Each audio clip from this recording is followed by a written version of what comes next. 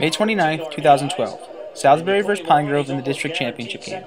Junior Nic Ampietro gets a start on the mound, and after a 1-2-3 top half of the first inning, it seemed as if Pine Grove would have trouble putting together any offense all game. First baseman Ryan Uch will put it away in foul territory for out number one. Yeah, that one was out of the strike zone, but Shively went after it. Got the draw. There it is. This time looking.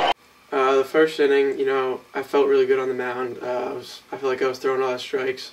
My balls were moving, and I felt pretty good that day. Ampietro had an even better reason to feel good on the mound after his team put up 3 runs in the bottom of the first to take a 3-run lead. Coming around to score is Unks, and Salisbury has themselves a 3-0 lead. RBI base hit for Charlie Rogers. But on the second pitch of the second inning, all of those feelings went away. 25 RBIs, a team lead. Oh, that hit right in the head. Oh my, that hit Ampietro right, I think, in the head.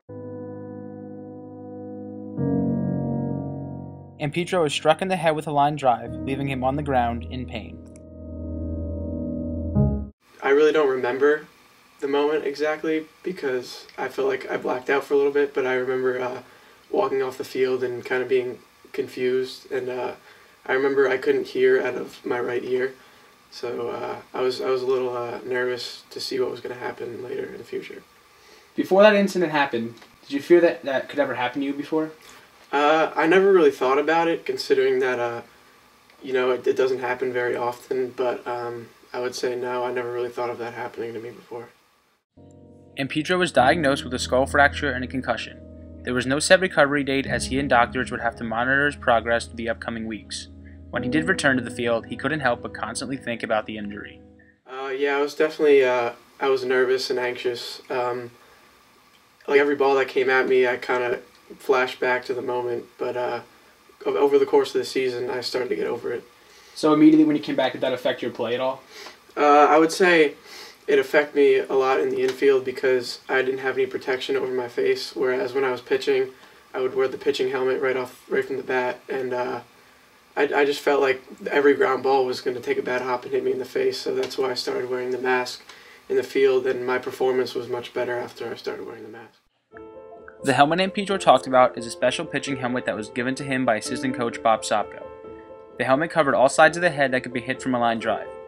He then wore a protective face mask when playing the infield to feel more comfortable when fielding ground balls. Well, for sure, the helmet right away made me feel more comfortable because it covered the spot exactly where I got hit. And the only way that it would hurt me is if it would hit me on the top of the head, which is very, very unlikely. So on the mound, I felt pretty good. And then in the field, in practice, I would feel good. But in the game, I would feel really anxious that when the ball would come at me, that it could take a bad hop and it could come up and hit me in the face. So that's why I started wearing the mask as well. Did you feel the helmet or the mask affected how you could see or anything like that? I would say the helmet, when I was pitching, I really didn't even notice that it was there. Just putting it on my head really was the only downside, I guess. And the mask, it took a little bit of getting used to. Since it was colder out when I started wearing it, it wasn't a big issue. But when it started to get warmer, it started to get kind of sweaty. But I mean, it didn't really affect my play very much. Ampietro returned to the mound, pitching helmet equipped for the first time during his summer season, almost 3 weeks since being hit in the head. After being filled with excitement before and during the game, what happened to him in the 4th inning set him back to the incident at Coca-Cola Park. When I went back out to pitch the first time, a ball actually came back and hit me in the foot, unfortunately, which kind of sent me back to the injury that I had prior to, and I felt a little bit uneasy after that, and it showed in my performance a bit. I started to get a little bit wild, and I felt a little bit nervous after I would throw every pitch, so it angered me a little bit. When that happened to you again, did you ever think, I don't want to pitch anymore, I'm afraid this is going to happen to me all the time?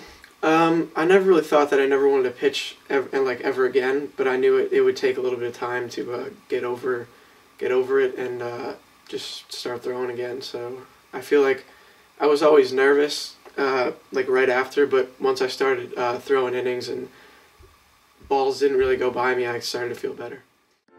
Ampietro returned his senior year as the ace of the pitching staff and the number 3 hitter in the lineup.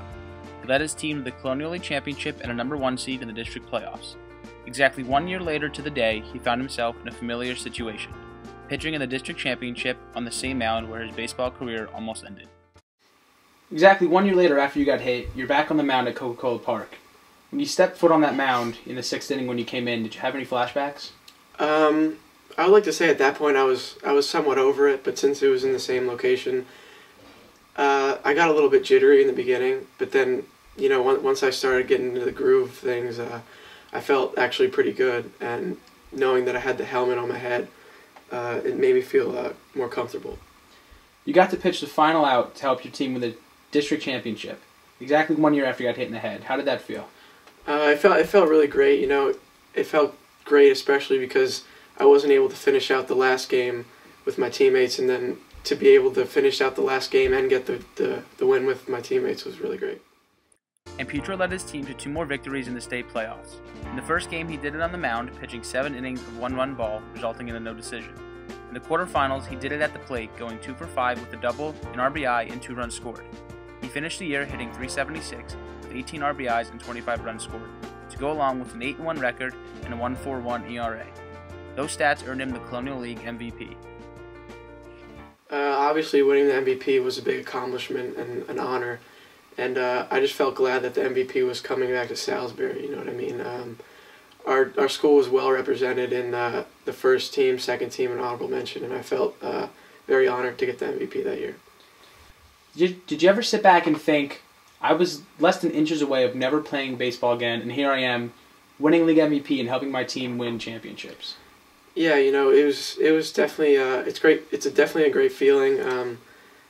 Sometimes I do think back to the incident and think, wow, it could have been a lot worse.